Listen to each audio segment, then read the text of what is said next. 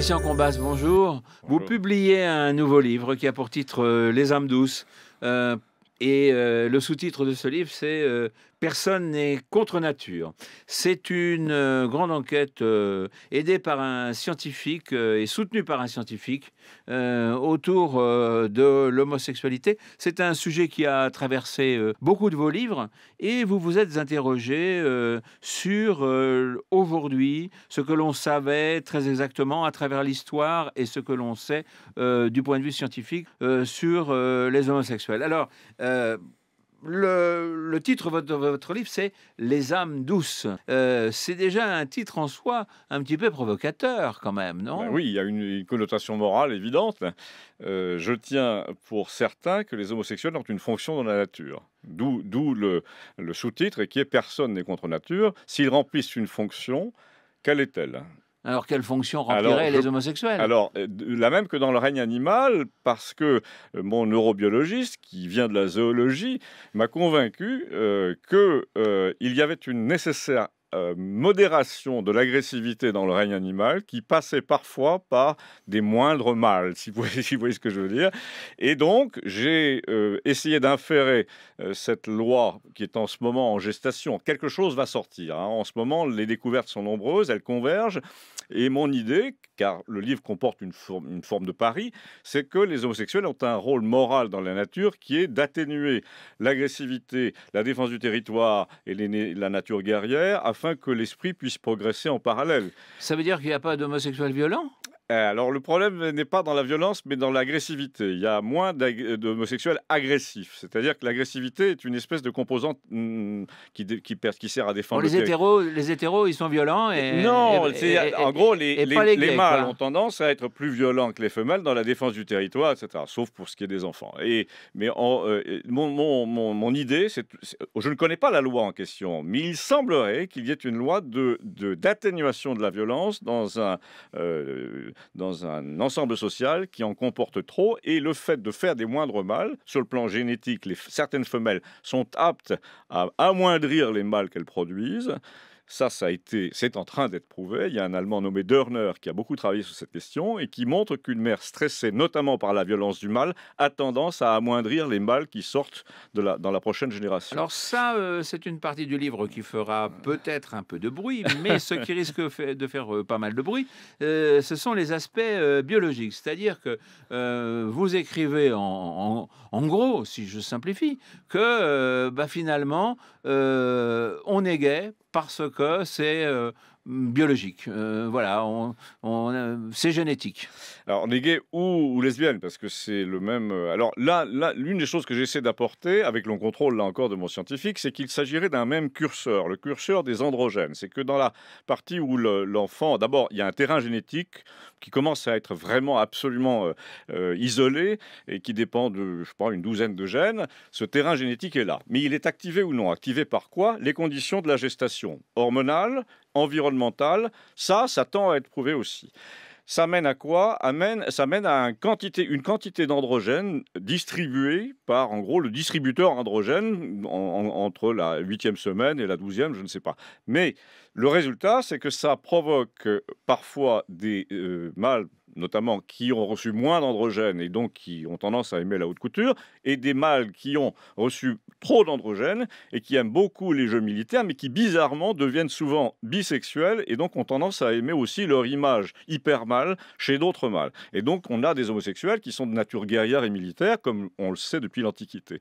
Donc ce paradoxe, l'avantage de la théorie des androgènes, de la théorie du curseur, a l'avantage d'unifier en quelque sorte la théorie de l'explication de l'homosexualité. Alors c'est une piste de travail pour l'instant, mais elle est corroborée par énormément d'observations que mon professeur a eu la gentillesse de me fournir. Au jour le jour, je le précise, il a contrôlé le texte de A à Z afin qu'il ne comporte rien d'autre que des conjectures, mais en aucun cas des erreurs manifestes. En tout cas, c'est un livre qui ne va plaire à personne, parce que ceux qui se retrouvent du côté des églises vous estimeront que vous n'avez rien compris à tout ça et que de toute façon les homosexuels donc à se marier et faire comme tout le monde. Quant aux homosexuels, vous savez qu'ils réfutent et qu'ils n'ont jamais aimé cette idée. Pas tous. Vous me parlez là de l'opinion française, mais je me permets de vous rappeler qu'en Californie et aux États-Unis en général, la thèse de l'origine génétique est extrêmement répandue, que Lady Gaga chante Born This Way, c'est pas pour rien. C'est donc qu'il y a bien une vérité scientifique en marche que nos intellectuels et nos scientifiques essayent de juguler. Ouais, ça n'a jamais marché. Born This Way, c'est je suis né comme ça, mais d'un né autre comme côté, ça veut dire que je l'étais avant ma naissance. Est-ce que ça veut dire que oui, d'accord, mais enfin, est-ce que ça veut dire que je fais partie d'une chaîne génétique qui fait que avant moi, mon grand-père, mon arrière-grand-père, il y en a eu un dans la famille ou plusieurs, etc., ou des arrière-grands-mères d'ailleurs. Exactement. Je me permets de renvoyer ceux qui nous écoutent et qui nous regardent à la mémoire de leur propre famille. Tout le monde sait dans les familles que certaines branches de l'arbre sont assez chargées en homosexuels, pour autant que la chronique ait voulu le remarquer, mais en tout cas dans nos générations c'est connu, et certaines autres branches du même arbre ne le sont pas. Donc il y a véritablement des lignées. On voit l'influence de certains gènes sur, par exemple, le côté de la mère et pas du tout du côté du père. Donc c'est bien, c'est pas la preuve, mais c'est un faisceau d'indices concordants qui tend à prouver que nous sommes gouvernés en grande partie par un terrain génétique. Après, on l'active ou non.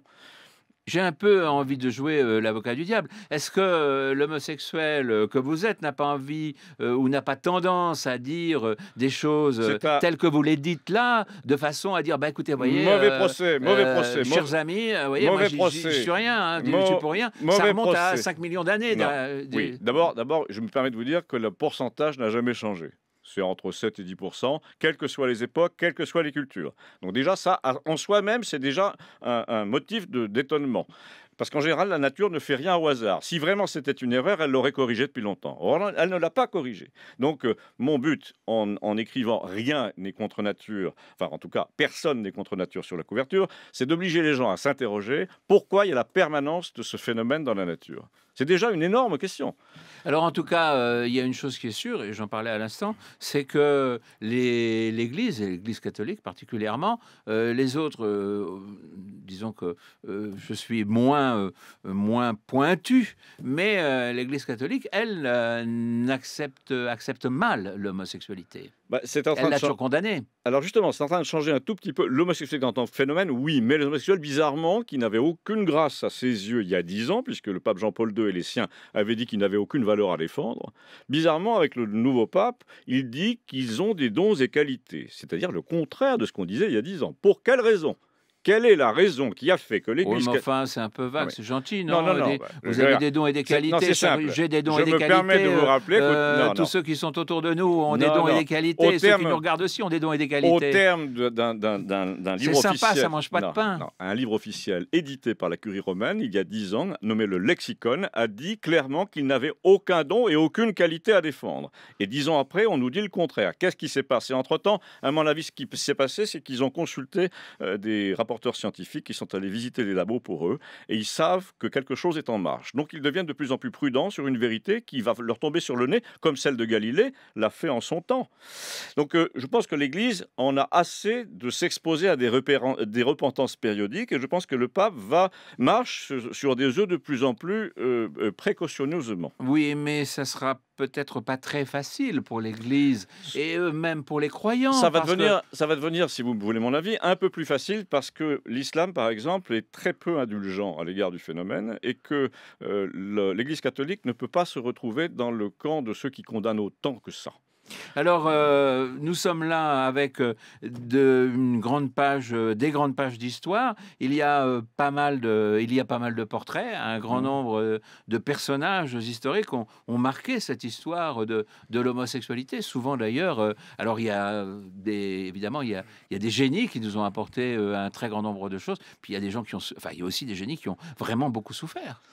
Oui, alors pour sauter jusqu'à ma conclusion, si vous me le permettez, je parle de ces génies pourquoi? Parce que la tentation, plus on va avancer vers la vérité que c'est génétique, plus la tentation de supprimer les souches susceptibles de produire des homosexuels va intervenir, comme on le fait déjà pour certaines maladies congénitales, puisque maintenant les femmes ont pratiquement le choix de l'embryon à naître. Eh bien, si c'est le cas, si on arrive à isoler la probabilité de mettre au monde un homosexuel, il est très probable que cette tentation va se faire jour. Donc ça s'appelle de l'eugénisme, mais de l'eugénisme soft, de l'eugénisme commercial. Le problème, c'est qu'on ne sait pas ce qu'on jette avec l'eau du bain, avec le bébé. C'est-à-dire qu'il y a des qualités proprement homosexuelles, notamment en matière de mathématiques, parce que je ne parle même pas de la haute couture. Mathématiques, musique, mais surtout mathématiques.